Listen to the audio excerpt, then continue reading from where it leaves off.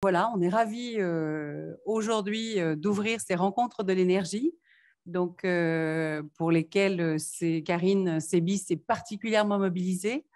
Voilà, ces rencontres de l'énergie, c'est des rencontres initiées depuis une dizaine d'années. C'est un sujet central pour l'école. C'est un sujet majeur pour tous, mais c'est un sujet central pour l'école, puisqu'on a une équipe de professeurs, d'enseignants-chercheurs, beaucoup de mobilisation autour de nos étudiants, une chaire dédiée, donc Energy for Society, et donc vous connaissez Karine et elle anime ça avec beaucoup, j'allais dire entre guillemets, d'énergie justement pour la faire vivre au quotidien et pour organiser ces rencontres. Et puis aussi programme de formation dédié sur l'énergie. C'est un sujet forcément d'actualité, c'est un sujet central, c'est un sujet transversal.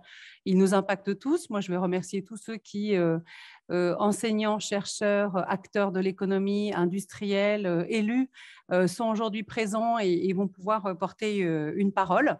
Et puis c'est un sujet qui percute beaucoup d'actualités, beaucoup d'enjeux géopolitiques. Et donc, c'est la première année qu'on fait une animation spécifique et qu'on porte à la fois ces rencontres de l'énergie avec la chaire de l'énergie, mais aussi avec le centre de géopolitique. Et on le voit bien, on l'a vu à l'occasion des crises énergétiques récentes, à l'occasion de l'impact du conflit et de la guerre en Ukraine, à quel point la géopolitique impacte aussi ces sujets-là. Et donc, l'enjeu, c'est de pouvoir échanger ensemble avec des acteurs, avec des experts aujourd'hui, de pouvoir aussi échanger avec un écosystème très riche sur ces sujets-là, donc l'écosystème grenoblois. Je les remercie, ils sont présents, mobilisés sur cette thématique-là. Donc, on aura plaisir à vous voir, vous entendre. Et puis, c'est des rencontres qui ont vocation aussi à s'adresser à tout le monde, pas qu'aux experts.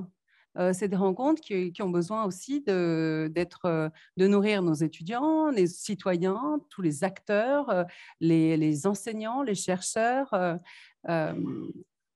les acteurs de l'énergie, les industriels, les entreprises, tellement nous sommes bien évidemment tous impactés et nous avons besoin aussi du partage de ces rencontres pour pouvoir avancer sur ces sujets et pour pouvoir porter aussi à terme une voix alignée. Donc là, on aura la chance d'avoir plus d'une dizaine d'experts nationaux, internationaux sur ces thématiques reconnues et je les remercie de leur mobilisation aujourd'hui. Et puis, un après-midi riche, vous avez pu le voir, donc bien sûr, des keynotes, une table ronde, une première table ronde que vous allez avoir, donc une table ronde géopolitique. Donc, des questions importantes qu'on va pouvoir aussi se poser très fortement sur si nous ne remplaçons pas la dépendance aux énergies fossiles par une dépendance aux matériaux dits de transition énergétique. Et on voit déjà tous les enjeux et tous les débats et toutes les oppositions aussi qui se profilent déjà.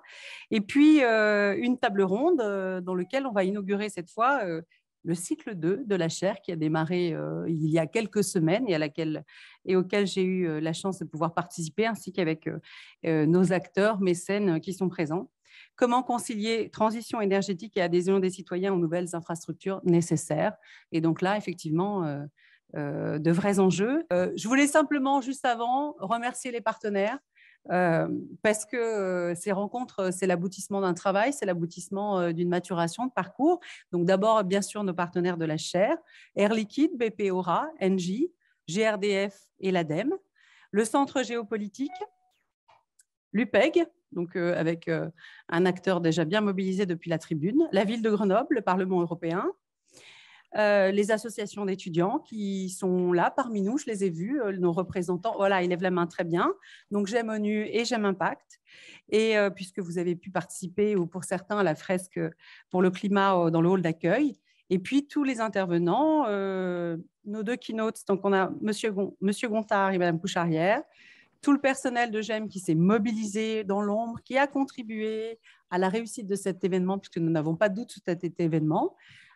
J'ai parlé de la ville de Grenoble, mais on a aussi effectivement le président de GEG qui est adjoint à la ville de Grenoble.